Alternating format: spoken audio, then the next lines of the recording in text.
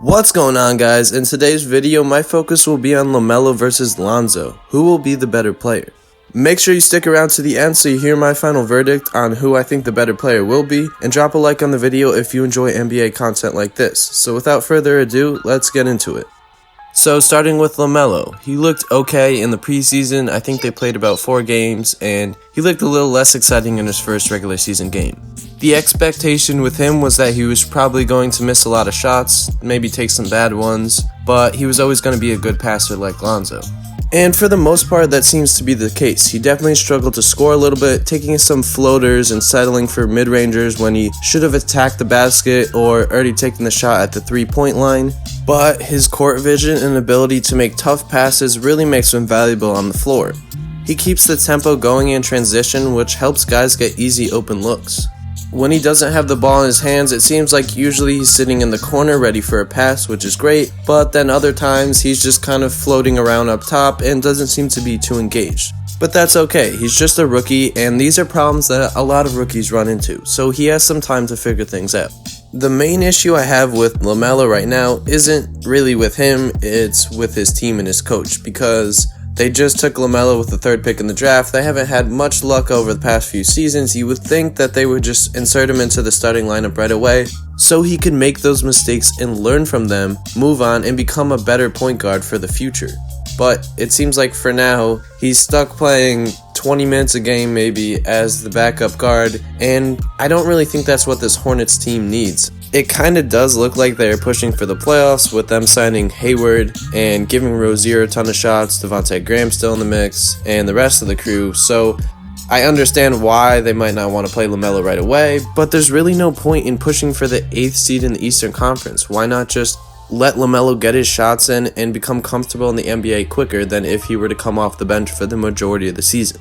But enough of that, back to LaMelo. It looks like his defense is going to be okay. I mean, he was definitely a little lost, and that happens to a lot of rookies, but he's 6'8" and he's built like a point guard, so he's not going to be able to hold his own against some of the bigger forwards. Like for example, when they were playing the Magic, Aaron Gordon easily backed him down in the post and then made an entry pass to the big man next to him, and it was an easy bucket. So obviously he's not going to be able to stop that, but I think he does have the length to be a problem in passing lanes. It's just a matter of how engaged he's really going to be. And it looked like he was a little more engaged than I thought he initially would be, but he still obviously has some things to work on. So what does a peak LaMelo look like, and how does that compare to a peak Lonzo? Well, in my opinion, I think LaMelo can be a player that is selected to multiple All-Star games, and a player that is on the fringe of being an All-NBA level player. But I think this depends on if he could figure out scoring in the NBA, meaning that he's confident with his drives instead of settling, he's hitting his open threes, he can create his own shot, he continues to be a great playmaker, and he becomes a positive on the defensive end. I think this version of LaMelo can be a 20 and 10 guy that plays solid defense. But in order for him to get there, a lot of things have to go right, and the Hornets need to allow LaMelo to have the ball in his hands as much as possible. Because when he does have the ball in his hands, good things happen, and LaMelo plays better. So at his peak, he could be a fringe All-NBA level talent. But let's compare him to Lonzo and see what Lonzo could become in the future. He seems to have figured some things out in the offseason. His shot looks really smooth, and he's even making mid-rangers, which is something that we have not seen the season priors.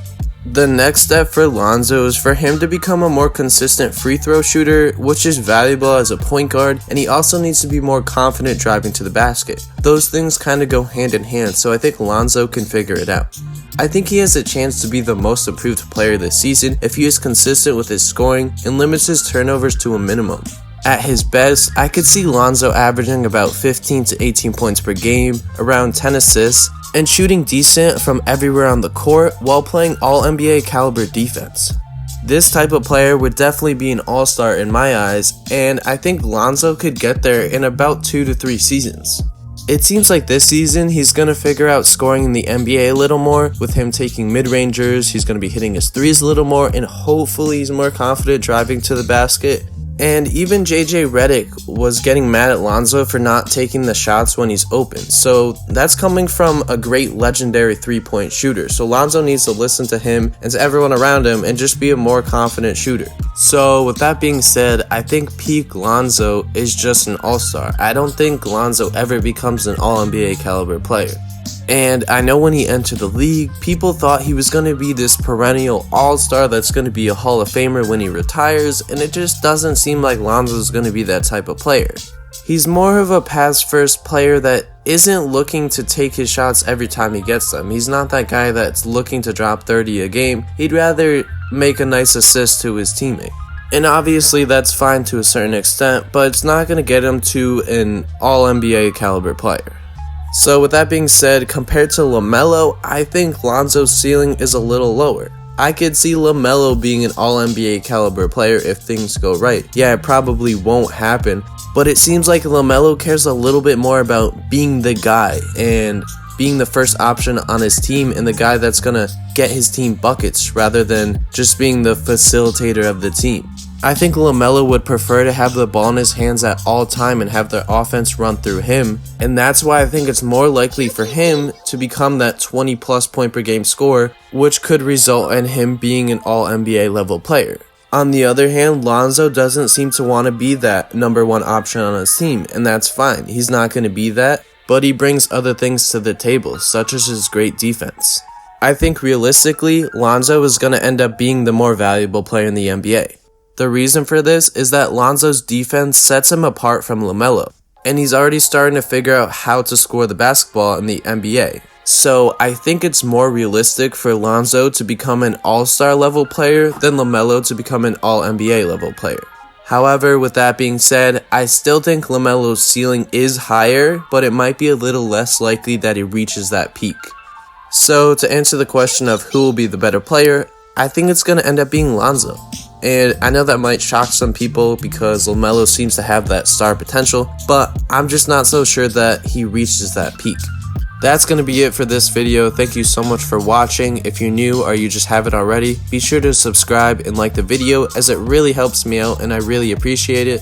Drop a comment down below telling me who you think is the better ball brother, and I will see you guys in the next one.